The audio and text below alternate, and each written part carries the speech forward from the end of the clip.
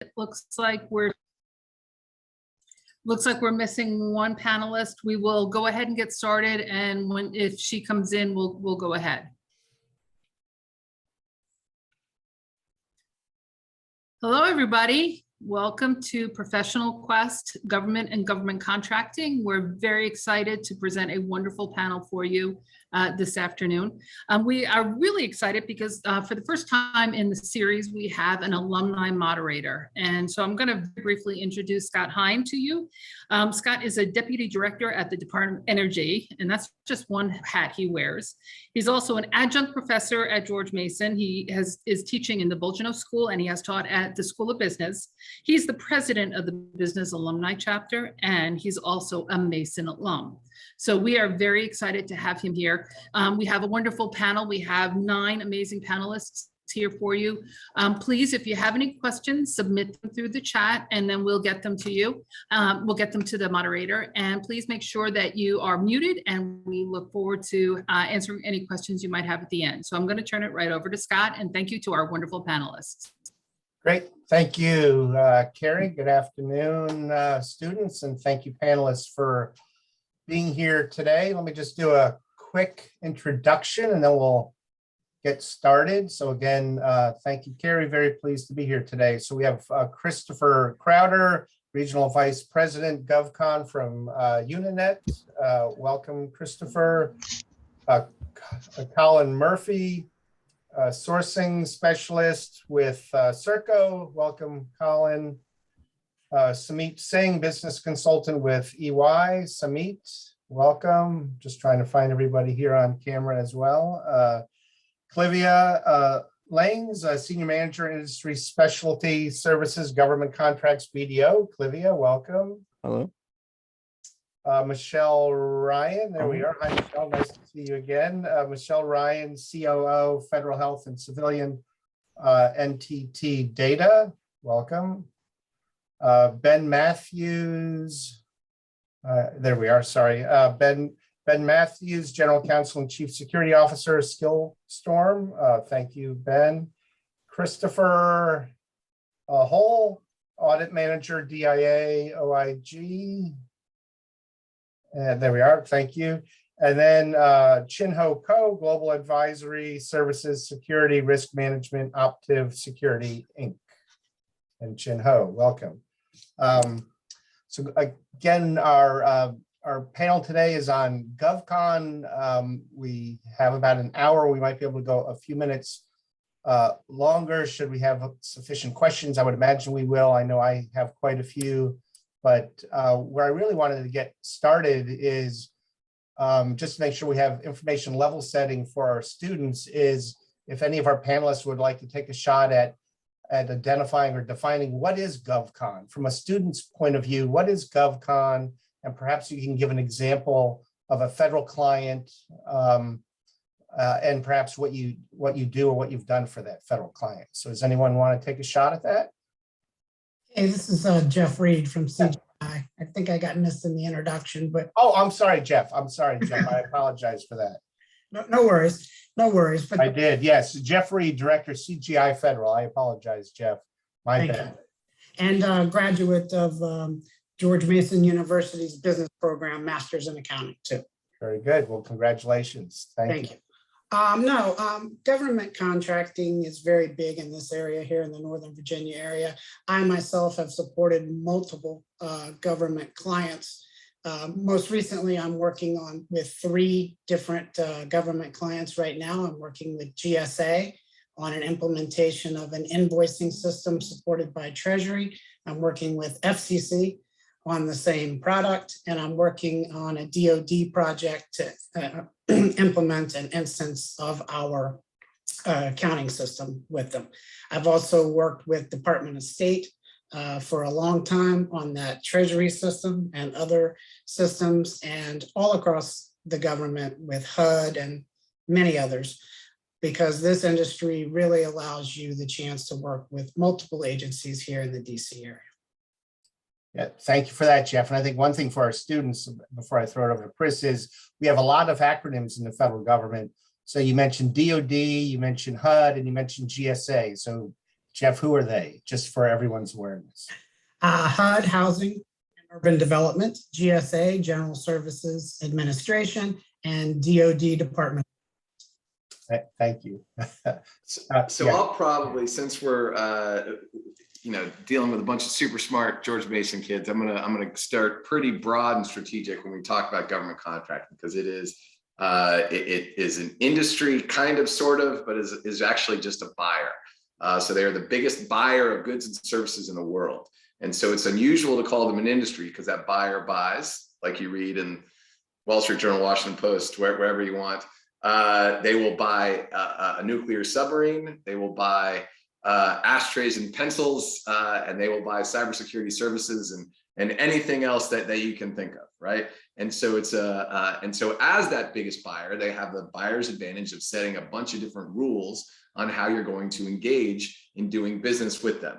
That can involve the big heavy lift around doing work with them, but the revenue that comes with doing business with the biggest buyer in the world is often worth that. So we can get into the specifics, but when we talk about government contracting, we're talking about selling goods, services, stuff to the biggest buyer in the world, and then all the complexities that go around that. Scott, if I may chime in, sorry. Yeah, go ahead. So if I'm a student, okay, the government contract, what does that mean to you? Okay, let me tell you what's kind of interesting about. Believe it or not, back in 2018, government spent about 558 billions on contract. Yeah, you heard it right. $558 billion on the federal contract. So what it means is that when, just like Chris and just like Jeff says, they needed something, they will spend money on it. So if I wear the student hat, what does that mean to me? Well, if government spends a lot of money and there's a jobs out there for you, that's your takeaway. Government spend more on the contract. As the student, as the job seeker, well, there's more jobs is creating because there's a lot of government contracts out there. Well, I will stop here. So back to you. Hi, Michelle Ryan here. I'm also a Mason graduate, so I love speaking to all my fellow Mason alumni as well as current students. I would add to that we represent in industry the nature of the entrepreneurial spirit. So what we bring to for those opportunities, the spending from the federal government is the best technology, practices, products and services to align with whatever the U.S. government needs. And it also extends, let's just say, also into the state and local markets as well. I know I represent an area that does work with the federal government in the health IT space, but certainly the same is the same at the state level. So the Commonwealth of Virginia also has buying needs, as well as Fairfax County. So it can be all the way down to the municipal level for government contracting. Great, thank you, Michelle and Chin-Ho and Jeff and Chris. We'll go on to next question related, which is, what drew each of you to this career field, and what do you find the most rewarding about your work within GovCon? Who wants to take a shot at that one? Clivia? Yeah, I'll start with that one, Scott. Well, this actually drives right into a point that I wanted to make kind of early on here, is that nobody graduates college and says, I want to be in government contracting. Nobody. You say, I'm going to graduate college and go into finance or go into IT or go into business management. And if you stay in this area and really anywhere across the United States, chances are you may land with a company, with an organization that sells goods and services to the government.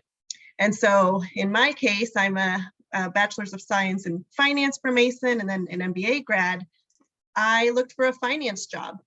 And it turns out that it happened to be with a government contractor. And so I learned how to do finance under the government contract regulations. And that's kind of what happens. If you do IT or MIT, you go into a government contractor and you just learn how to do IT within the framework of a government contractor.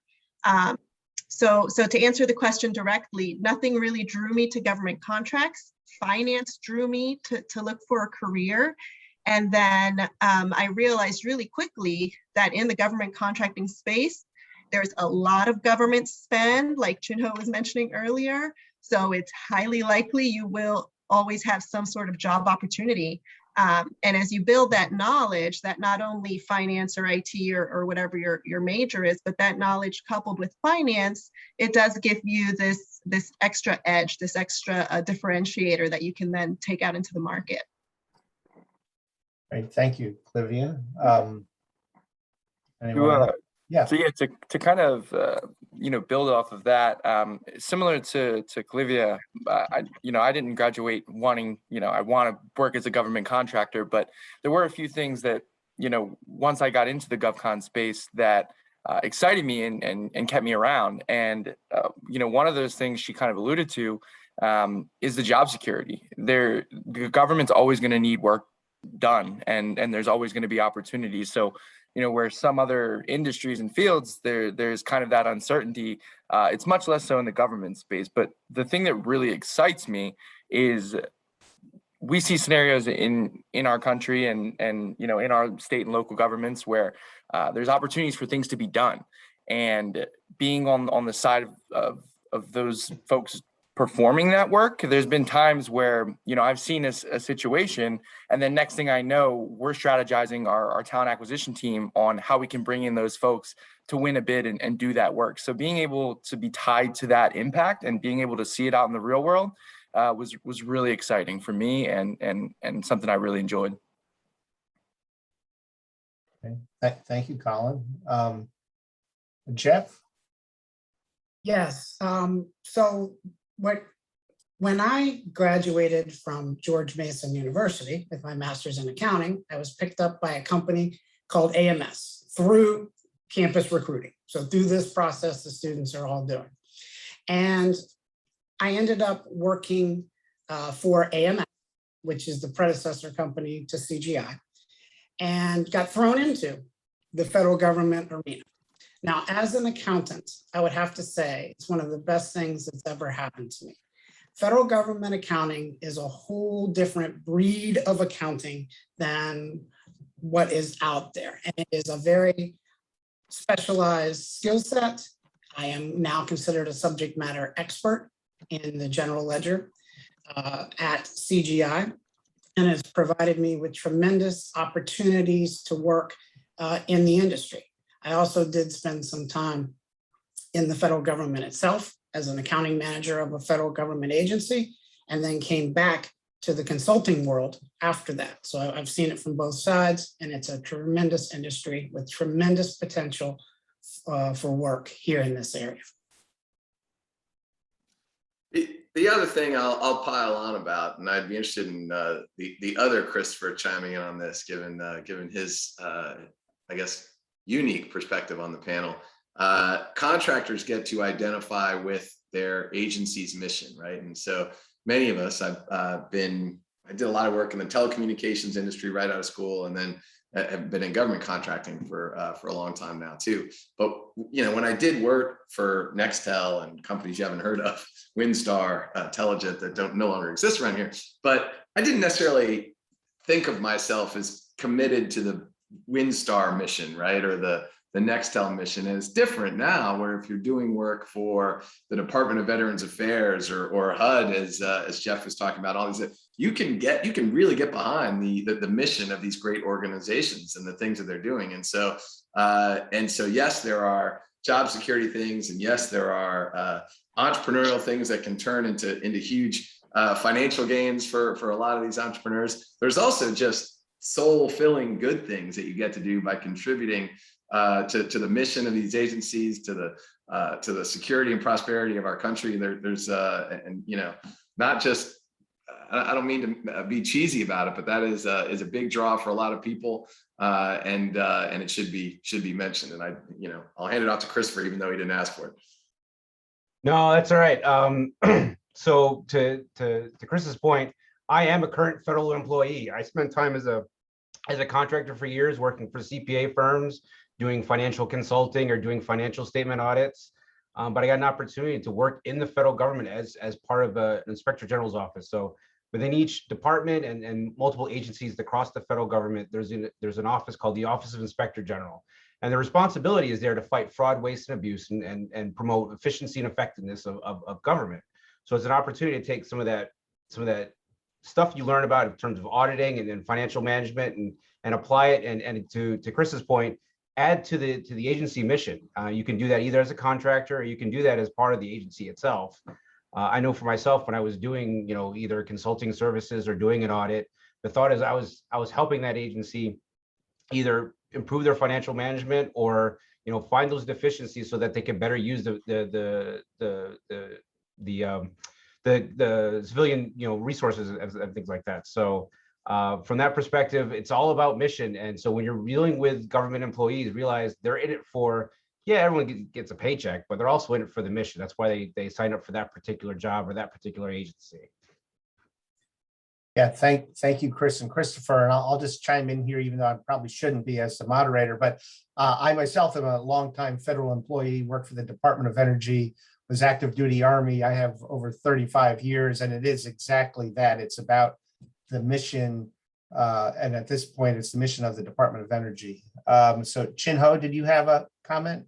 Yeah, so again, I'm trying to speak behalf of a student because I think about when I was working as a student, when I was in the student, I probably think the same thing when my professor, student, people are out there talking about what does that even mean to me? So it's very interesting because they're talking about mission driven. Okay, think about this way. When you are working for the government contractor or, when the government, you are working let's say you're working for the TSA as a contractor, your mission is basically developing a infrastructure or system so that the entire TSA people will be leveraging that specific system. So think about it. So when you walk out of that contract, once you work on it, if the project is complete, you should be able to say, well, I work on the one that, well, based on your agreement, if you're not able to say anything about it, you shouldn't say anything about it. But if you're okay with the kind of share some of the information, well, you should be proud of say, well, you know what? I actually work on one of that project. My system is handle entire government system, or how, that's incredible work because you are working directly to the government. You are actually making a, change to our civilians' life. Again, that's one of the takeaways. So meaning I was working for one of the agency. We built a entire HR system. So entire agency literally leveraging that system right now. It's ongoing right now. So I mean, I'm very proud of what I've done before. So I will stop talking here. Back to you, Scott. Sorry. Oh, you're good. Thank you. Just looking around, see if we had any comments on that. Oh, let me just see if we have a question in the chat. So let me go ahead and do this right here. Thank you, Caleb, for sending that in. Let me just go ahead and read it here. Knowing that most of the panel did not plan to go into government contracting, would they recommend minoring or double majoring in anything government related to better prepare for GovCon? So this is a little bit of a similar question I have, and that perhaps we'll get to, or kind of a one-off. But is there, again, is there perhaps a degree or a minor or maybe a certification related to, say, business analytics or policy or what have you, or project management? That's a big part of my world.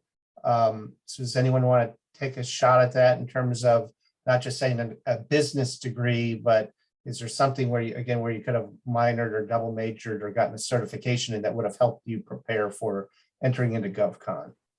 Anyone want? Chin Ho? Yeah, I can go. So again, I actually talk about this matter in the state of California University in Long Beach, like literally a few weeks ago. And I spoke about the same exact matter in the American University, the same topic. Well, if I may, can I share my screen real quick? Or it's not okay?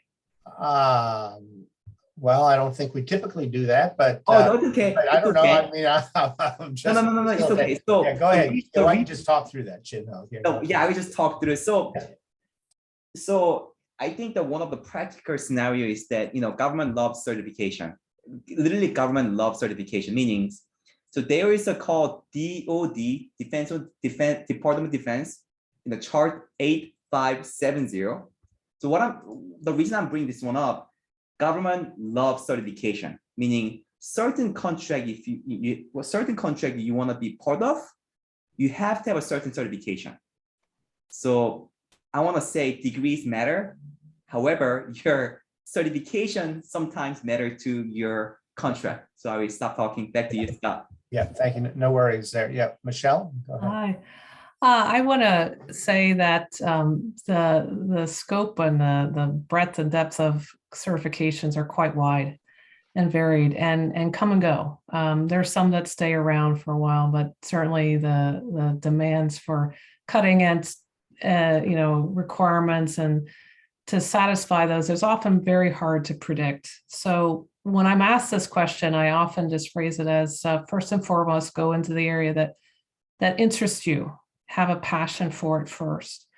And from there, I would say from my own undergraduate experience, I was a double major in econ and government, where I went to undergrad. And what has been useful for me is that I learned the structure of the U.S. federal government while I was a government major. It sounds pretty basic, but knowing the differences and the nuances between the branches, I'm speaking the three branches of the U.S. federal government now, is important at times, either through working with clients and or working through negotiations.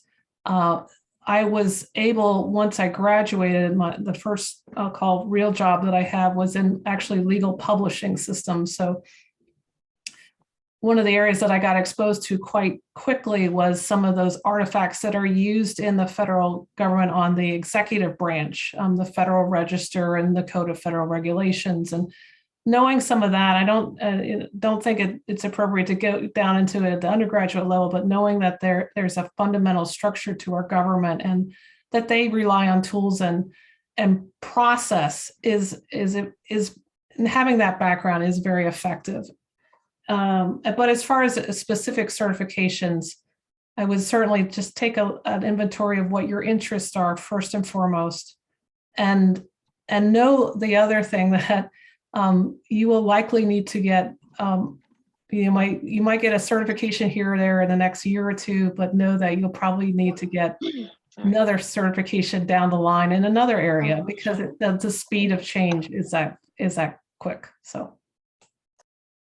Yeah, thank you, Michele. I see that firsthand. I used to be Department of Defense for 20 years. I've been in civilian agency for 14 years, and even my DoD, Department of Defense certifications, DWIA, Defense Acquisition Workforce Improvement Act, as some people might be aware of, those don't transcend over to the civilian agency and then going back and forth. So I agree with you. Even if they're still current, they might not actually, from a federal side, be applicable from one federal activity to another.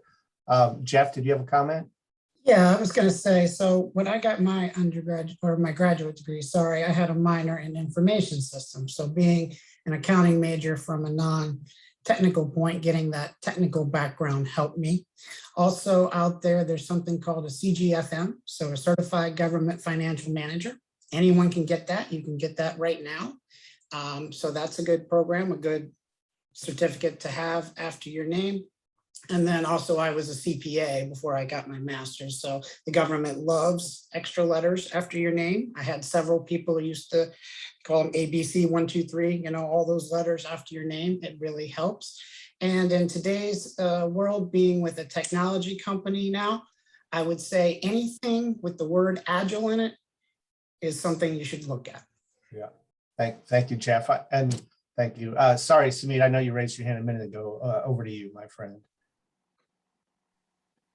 Yeah, so for this question, what can you guys do to be prepared? So again, my name is Samir Singh. I'm a spring 2020 ISOM graduate, currently work at Ernst & Young, where we support the Department of the Navy and the Marine Corps financial statement audits. I'm on the IT technical team. So three things you guys should be doing is, one, there is a course at Mason called Introduction to Government Contracting. It's called BUS 315. That's 3-credit class. That would be a great class to take. I believe they had it when I was in Mason, but I was like a senior or like junior. My plan was finalizing, so I couldn't really like fit it in, but that looks like a great class. There's also a government contracting minor. That's 15 credits, so that would be a commitment. So see if you want to just take that one course, introduction, or if you want to do a whole minor on it. Another tip I'll give you guys as well is have a good record.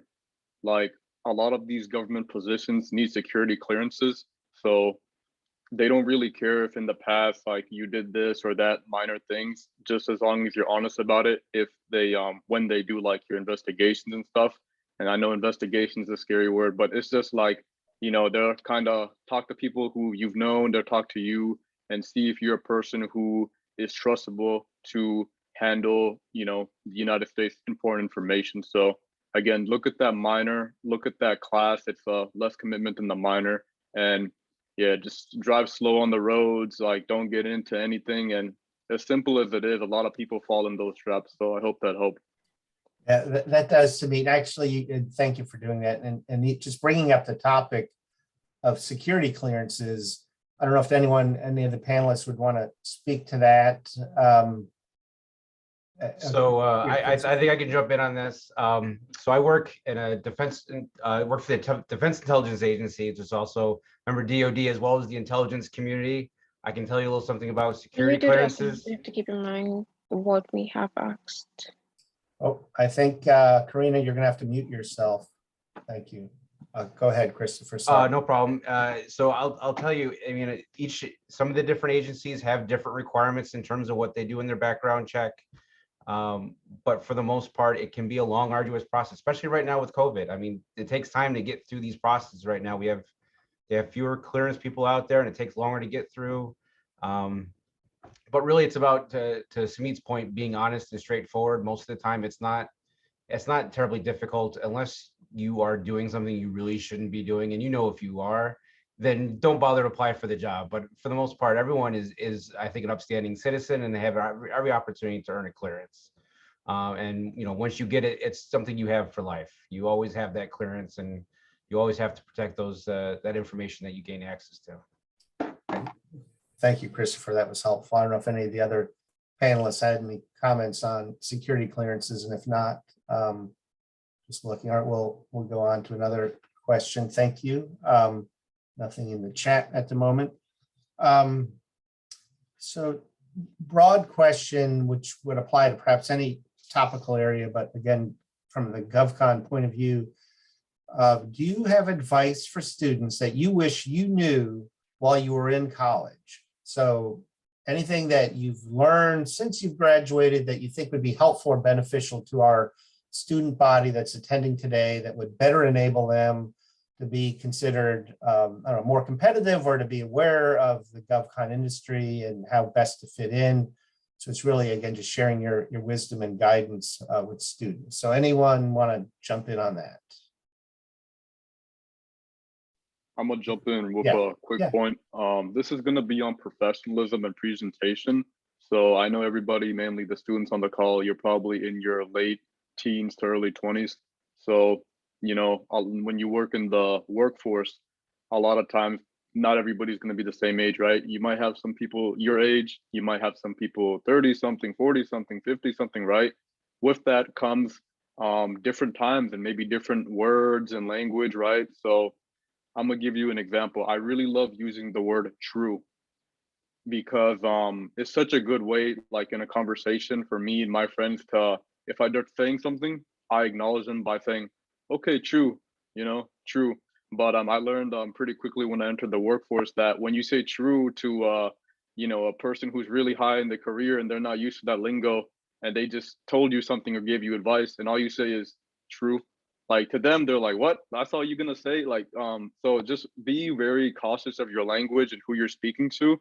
Also be cautious of presentation. So like just, you know, make sure your clothing is not like, inappropriate, anything like that. You respect the profession, you respect the industry, right? So again, make sure your presentation's good and you're kind of matching everybody else. That doesn't mean you can't differentiate and express yourself. You definitely can, but respect the industry and just be mindful of your language and where you may have to change your language to accommodate somebody else or better communicate, Thank you, Samir. Ben, I didn't know. if you wanted True, to- Samir, true. Yeah, true. Ben, anything you wanted to jump in on there? Oh, sorry, Michele, but and you're muted, Ben. There you go. No, I think what could you have what would I have liked to know? Again, it's you want to just be prepared. You want to be prepared for the project that you're on. And you can get a lot of that information from the folks that you're working with, because just gaining access to the facilities is also arduous. That's not even the clearance piece. So just gaining physical access to facilities is arduous as well. So just knowing all that, nothing happens quickly in the government. It moves at its own pace. So, thinking that, you're going to start on a project in the very next day is not realistic. In most cases, it's going to take some time, because you're going to have to go through different processes to gain access to systems, to gain access to the physical site. All those different things, I think is very helpful as people start to embark on a government contracting career. Great, thank you, Ben. I can add something along these lines. I think one thing that's really important to know going in from the very beginning is that government contracting, again, as we've mentioned, affords a lot of opportunities. So it is very common for people to hop around from government contractor to government contractor, and you will guaranteed run across the same people 5 years down the road, 10 years down the road, people that were your peers, people that were maybe, coordinates, higher ups, and you'll be in completely different roles when you run into each other later on. So just treat everyone with respect, do your absolute best job that you can, whether you're speaking to someone 10 years your junior or 10 years your senior. Just a quick example on my side, we had, when I was at a government contractor, 15 years or so ago, there was a gentleman who was brand new. I could have held something over his head or treated him a certain way because he was much more junior to me. And fast forward 15 years, he's a potential customer, right? We're just in such different roles now that he's a potential customer. Had I treated him wrong or spoken to him a certain way, that would have soured the relationship for sure. So just, know that there is a guarantee that you will run across everyone in your career at some point down the road. That's true. And Colin, thank you, Clivia. Before I come to you, Colin, I know Michele, I think you were trying to, go ahead, Michele, then I'll go to you, Colin. Here. This is where I'll put in the plug for the Alumni Association for George Mason. Please utilize us who are in the GovCon industry here on this panel and elsewhere. Many times I certainly will speak for myself. I do not mind having students ask me what it's like and, what would be the first good step that I should take, or what should I put on my resume? And for, I encourage you, if you go on to other schools or institutions, to utilize those alumni networks as well. Not only is this a small industry here in Washington, D.C., but sometimes having those alumni connections can certainly be to your benefit. I'll just say that. Yeah, thank you. And I just want to clarify, she said small industry. It is a huge industry with everyone crossing each other. Right. So it's a huge industry where with lots of intersecting points that somebody you saw 5 years ago, you're going to see 5 years into the future. And it's all over the US. It's not just here. It is the straw that stirs the drink, because it's not just the federal government that's buying all this. It's real estate firms selling to those government contractors, and insurance companies doing that, and lawyers and bankers and accounting firms and all of these other things. It is an industry with industries all supporting it. So it is a major driver of the DMV and the broader, frankly, U.S. Economic engine. Yep, I agree. Thank you, Chris. Colin, thank you for being patient. Then Chin Ho, I'll go to you. But Yeah, of course. Actually, what I was going to allude to was kind of on par with everything Olivia, Michele, and Chris just said. I know we talked initially about the spend of government contracting, and while it is a massive industry, I was just going to say, in my 3-4 years of being in the industry, I've already kind of crossed paths with people, maybe not to the point of Olivia, where I'm now looking at a customer, but still people that I was grateful that I presented myself in that way, knowing that, I might see them in the future. So networking is huge. If I was in the student seat right now watching this panel, I would go to my LinkedIn and I would find every panelist and I would send them a message and thank them for the time, because you never know when they're going to be, on a panel that you're interviewing for a job. So just getting your name out there and getting connections, that's the best advice that I can give. yeah, thank you, Colin. Before I go to you, Chin Ho, but Colin, exactly what you said, and Michele and others, please feel free to reach out to each of us, to include myself, the panelists, to connect via LinkedIn, as Colin just mentioned, to follow up if there's some other form of following folks. But please do. Many of us, if not all of us, welcome the opportunity to talk to you as students to help you along your way, or certainly once you become professionals and get into the GovCon industry. We're all here to help, and we might be helping you, but who knows, as others have said, you might be helping us at some point in the future. So it's a connection that we can have for a long time and make it an enduring and fruitful connection. Chin Ho, question or comment? So it's funny story though. Actually, believe it or not, I changed my career. I taught martial art for over 10 years in the Fort Myers military base and forever. I taught martial art in the military base for a long time. The point being, networking is very important.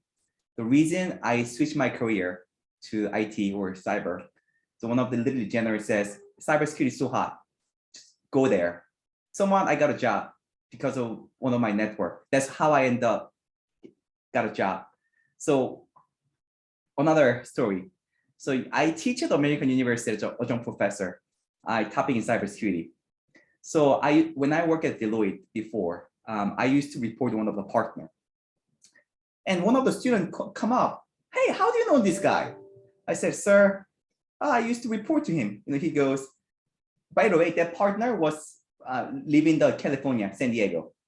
And then he was AO, authoritative officer in the Department of State. He and I chat, you know what, it's really funny. He used to report to me when he was working at the government. I want to say it's large, but it's literally, if you're in the cyber industry, you are going to be seeing somebody's name. You hear somebody's name like a lot of the time. So that's my kind of story. Sorry, back to you, Scott. Oh, that's good. Thank you. Thank you for sharing, Chin Ho. We have another student question. So let me go ahead and read this and see who from our esteemed panel would like to jump in. What is the best way for entrepreneurs who are building a startup consulting firm to help win contracts and build relationships, networking with small business administration officers and contracts in this space? So what is the best way for entrepreneurs who are building a startup firm, consulting firm, to help win contracts and build relationships with SBA officers / contracts in the GovCon space? Anybody want to take a shot at that or have any experience or background on that? Michele? Yes, actually, I would first and foremost encourage the individual to go directly to make that direct connection to the SBA. I will also say that in agencies and departments, they actually have an office of small business advocacy, and they are often very willing to meet with small business representatives on a regular basis. There are other forums that you can also go, and those relate to industry organizations. There's one very large one that has a fairly prominent footprint here, and it's called AFCEA. And what AFCEA does, as with other organizations, Sami is another one and more engineering oriented, is to bring industry and government together in wide variety of forums, panels, networking, engagements, and those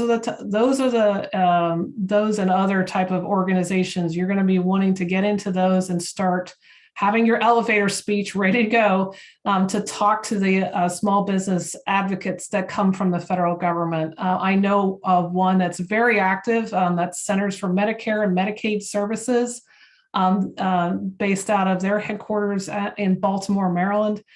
They are more than anxious to meet with small businesses and entrepreneurs, and certainly they're just one example of the many officers that hold that type of position in the federal government. The other thing that I'll offer to build upon Michelle's great answer is, in addition to contacting, SBA and other organizations like that, there's the concept of prime contracting, where you go directly to the federal government. And there's also the idea of subcontracting, where you might team with, support NTT Data, CGI, EY, some of the other organizations that are here, by providing niche services. So when Michele talks about your elevator pitch, this is what makes the GovCon industry unusual, because your friend is also your competitor, right? Depending on those days. Frenemies, you'll hear all these other different terms that come. But using those niche services, there are different designations that can come through SBA to differentiate yourself, that will allow you to build that experience, build revenue, build your business. And then when you're ready to start prime contracting directly with some of these agencies, just as Michele recommended. Thank you, Michele. Chris, Clivia, yeah. The other resource I would add is your local PTAC office. It's a Procurement Technical Assistance Center, and they provide just lots of information on how to contract with the government. It's free. It's like free counseling on how to do GovCon. They help you with marketing plans, business plans. So I would encourage you to find your local office, go on the website, and see what resources they can offer. Great, thank you, Clivia. All great. So again, thank you, Clivia, Chris, and Michele. A couple more student questions have come in. The first one: as a student, what should we do to get started in the GovCon industry? How do we get our foot in the door other than networking? So as a student, what should we do to get started in GovCon, and how do we get our foot in the door other than networking? Certainly networking is a foundational piece, but beyond that, anyone want to take a shot at that question? Hey, this is Jeff. Yeah, Jeff. Yeah, sorry. Yeah, go ahead. I think a great way to get your foot in the door is something we haven't talked about quite yet: internships. So a lot of the companies up here, including CGI, offer internships, which get you a foot into the door with the federal government. And I think that's something that all students should look into as much as possible. Perfect. Thank you, Jeff. Thank you. Anyone else? Christopher? I'll just tack in on that. I know from a government standpoint, it's really hard to get people in the door anyways. So if we can get them into an internship to kind of get their feet wet and because it's a long-term relationship when you talk about being a federal employee. So if we can get to an agreement on this is a good fit for us early on, that's always a win for us for the most part. Okay. Thank you both on that. Before I get to the next student question, just pulling the thread here further. I don't know, Jeff, if you have a follow-on, or anyone else, but do you have any career fairs coming up, and or do you coordinate with Carrie and her team, Carrie Willigan, in the career services group within George Mason School of Business, to help coordinate career fairs or come on campus, or obviously for the last year and a half do it virtually? Anything that our students should be made aware of in terms of anything upcoming? Well, this is Jeff at CGI. So we'll have some stuff coming up in the spring, but we've already been to campus a few times. I was at a coffee chat earlier. Oh, good. Good. But spring would be our next time. And there was a fairly large virtual job fair not too long ago that I'm sure many of us participated in, our companies. Good.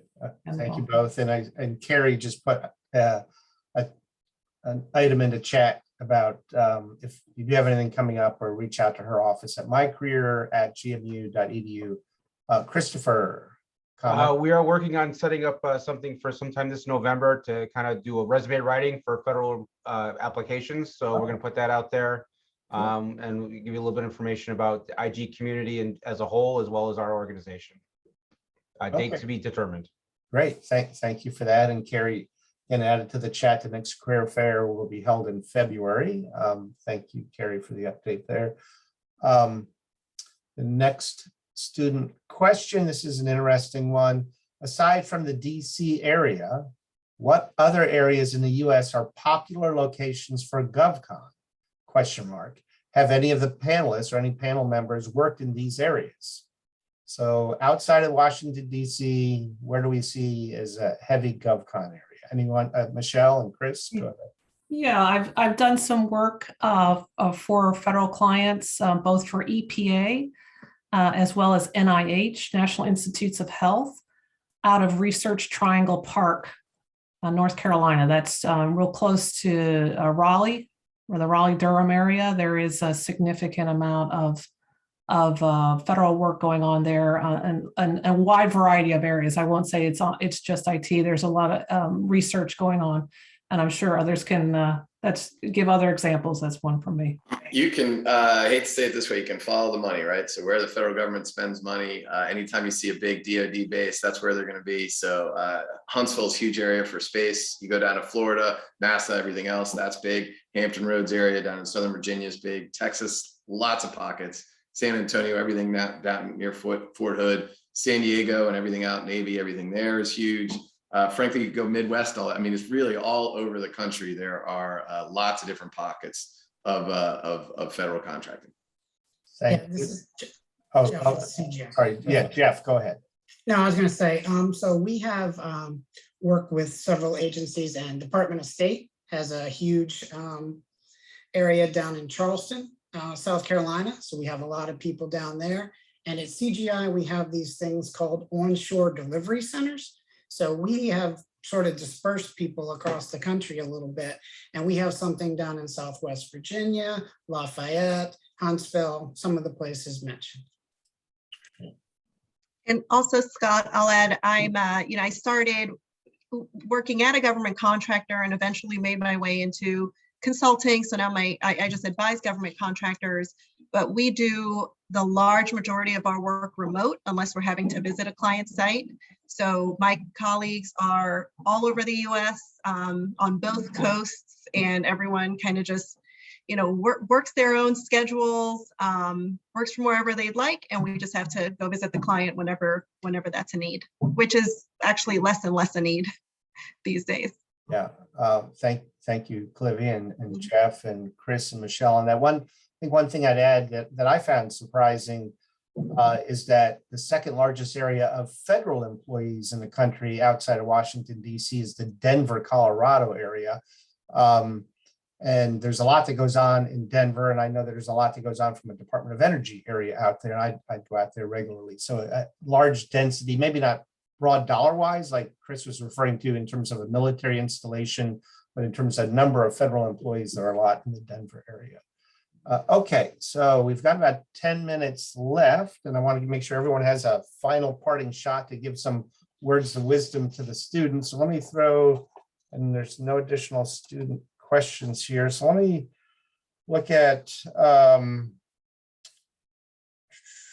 let's talk about virtual job interviews, given where we've been for the last 18 months, and perhaps things are getting better, but does anyone on the panel have any recommendations for our students in terms of virtual job interviews, how to prepare for that, how to handle that? Certainly one thing that we normally know from interviews is you get to read the room a little bit and read body language, which is obviously difficult doing so virtually. So what do we recommend to students in terms of how to handle a virtual job interview? Who would like to take that? Oh, Chin Ho? I can start off. So it's funny story. So we had an interview, but when somebody pops up, I'm not joking. The background literally says, "Kill me." It's on the Zoom. I mean, when I'm in, like, when I turn my videos off, you have some of the background like this, right? But somebody shows up. It was when we were on the call, like, oh my, this is kind of strange. So have that right picture background. I mean, see a kind of a background of your Zoom. I think I want to start off that. I know that you guys have a lot of things to say, but I will start with that. So I will pass back to you, Scott. No, that's good. That's a good starter. I think that would set the tone in the wrong direction if somebody had that. Who else wants to? Oh, Jeff, and then Yeah, sure. I would say the things to do to prepare for a virtual interview, a lot of them are the same things you should do to prepare for a normal interview. In other words, come prepared. Learn about the company. Learn about the position you are trying to apply for. Use these connections that everyone's been talking about to find out about the company before you get there. And then in a virtual environment, we talk about body language and those kinds of things. And you can see I use my hands a lot, which is probably distracting. But just be cognizant that you are on camera and that your presence will be known. But the most important thing, as I said, is do your homework, know the company you're applying for, the position you're applying for, and what strengths you think you can give to that company. Thank you, Jeff. Clivia, did you have a comment? Or Yeah, I'll just throw something that may sound obvious, but I think I've said it through a few virtual interviews, so I think it needs to be said is don't worry about being the most overdressed person in the interview, right? You'd rather be far overdressed than underdressed. So I would say, always go all out, go formal if they don't give you any guidance on it, and that'll help with that first impression. Yeah, that's good advice. Thank you, Olivia. Michele? I've done a number of virtual interviews recently, and one of the things that I recognize when I see a resume from someone who is a student, they don't have, sometimes they don't have any work experience. They've been concentrating on their academics, which is perfectly fine. What I do like to ask about are like what they have learned in terms of maybe group projects. Can they speak to anything that they worked together collaboratively with their colleagues in school? What were the outcomes of that project and what did they learn from that process? So oftentimes I try to ask questions that maybe I'm putting the student in somewhat of a spot to try to synthesize across their class experiences or group experience somewhere to tell me a little bit about more than just I took this class and then I took this class or I'm this major. Give me a little bit of color when it comes to your background. Yeah, I think that's extremely helpful. Thank you, Michele. Is there anyone that would want to elaborate on that or anything additional? Christopher? Yeah, one thing I would say, typically when we interview people, I'm looking for like three things. Can you tell me what the situation was? What action did you take? And what was the impact of that action? And a lot of times when you ask for examples, they're great to tell you what happened, but they can't really tell you like what was the result of all the actions that they did. And that's really the key in understanding you as an individual and your ability to impact an organization. Yeah, it's yeah, that's great advice. I actually was just about to pop in when Christopher chimed on. We use an acronym when I prep my candidates. I previously a few years ago worked for a staffing agency, so our money depended on how well our candidates did interviewing, and so we gave them an acronym called the STAR method. Particularly if you're getting out of school, you don't have a ton of experience, so it's going to be less technical questions and more of the behavioral, give me an example where, or tell me about a time when. And the STAR method is situation, task, action, response. So the situation was the customer was unhappy. My task was to follow guidelines and resolve the situation. My action was I did X, Y, Z, and the result was the customer was happy and my management was happy. But knowing that acronym and knowing no matter what question comes at you, you'll be able to answer it fully with that in your back pocket should give you a little bit of confidence. And like Christopher said, that's what they want to hear, the situation, the action, and the response. So. Yeah, perfect. Thank you, Colin and Christopher. We have about 4 minutes left, and I do not see any more questions, Caleb or Carrie. So we'll maybe just try to go around and see if any of our panelists, maybe a couple signed off, or I just don't see them anymore. But I'd just like to give each of our panelists an opportunity to say a final couple words about GovCon and students and perhaps what they need to know or what they should be prepared for, anything from your point of view that we haven't gotten to that you'd like to bring up. So let me start with Ben. Ben, is there anything you'd like to say as we try to wrap it up here in the next 5 minutes?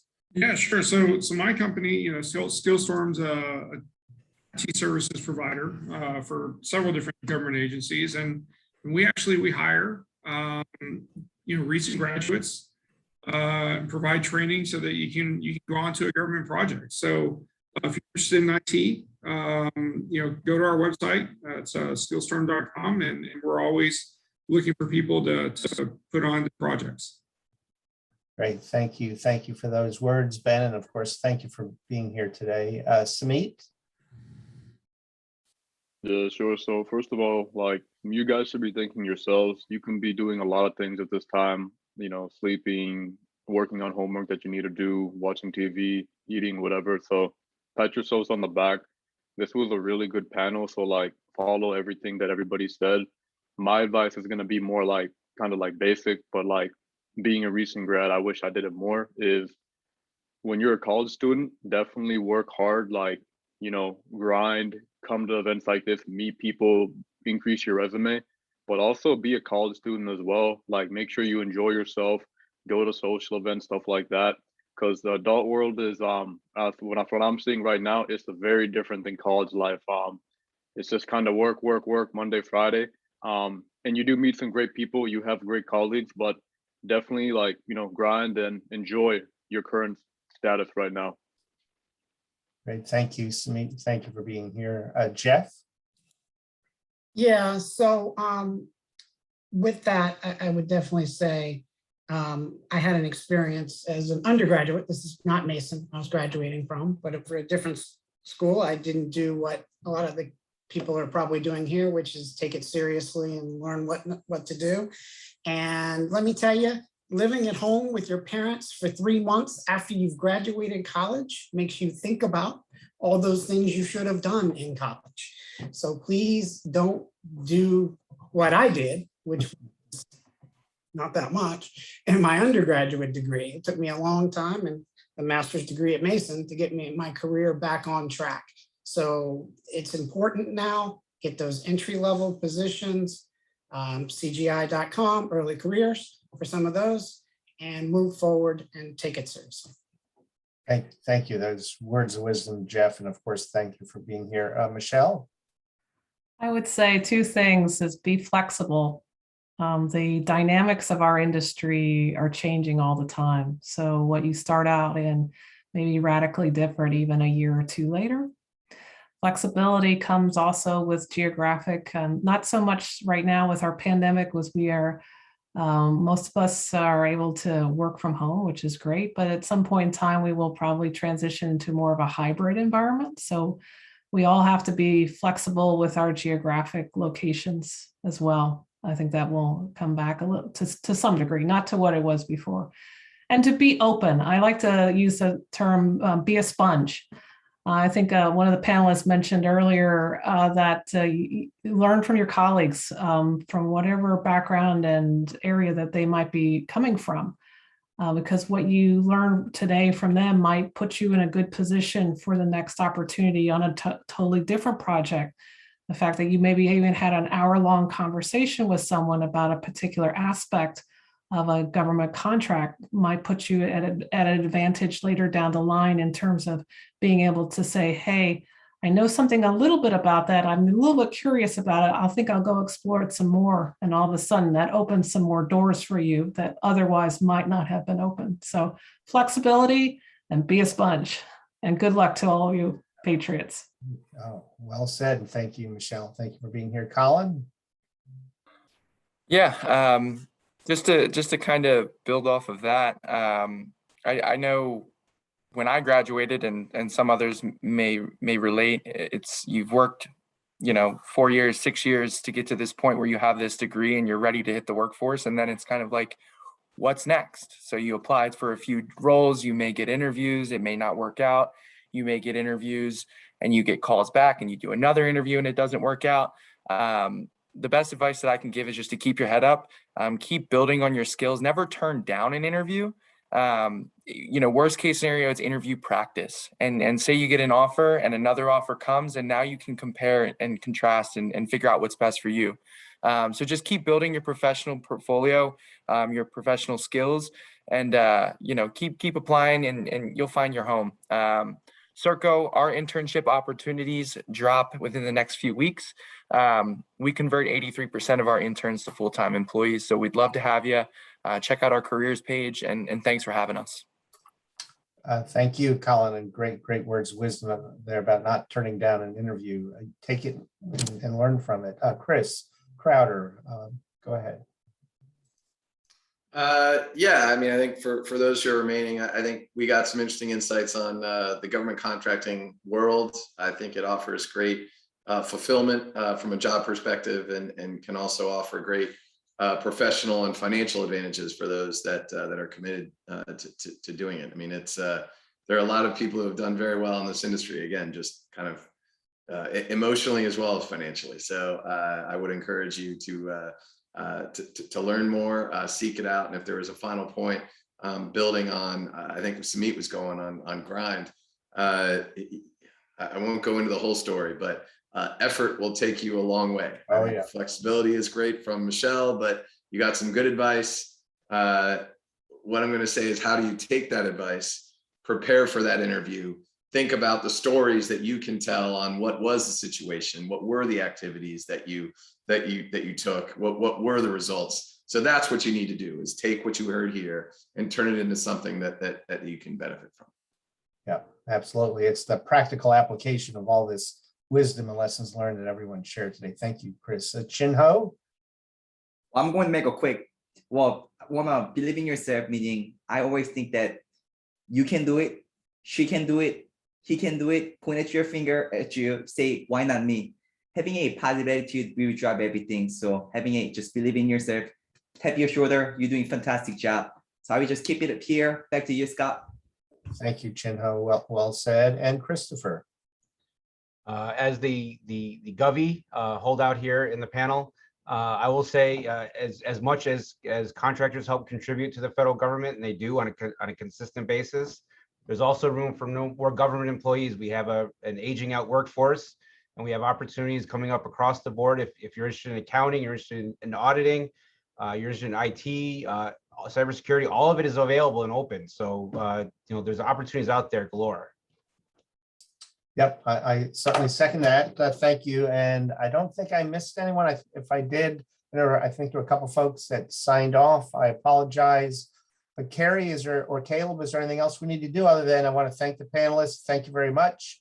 I've connected with each of you via LinkedIn. I welcome the students to do that as well. And I look forward to continued discussions offline to see how we can help our student body reach and achieve their personal and professional goals. But Carrie, back to you. Thank you so much. This was a wonderful panel, and we got some great questions. Please, thank you for our panel. It was wonderful. Thank you, Scott. We really appreciate your participation. And if you have any questions, I've kind of been dropping information into the chat. If you have any questions, just reach out to us at mycareer@gmu.edu. And thank you very much. Have a wonderful evening, everybody. Thank you. Bye-bye. Thank you, everyone. Everybody. Thanks, everyone. Thank you. Have a good day, guys. Thank you.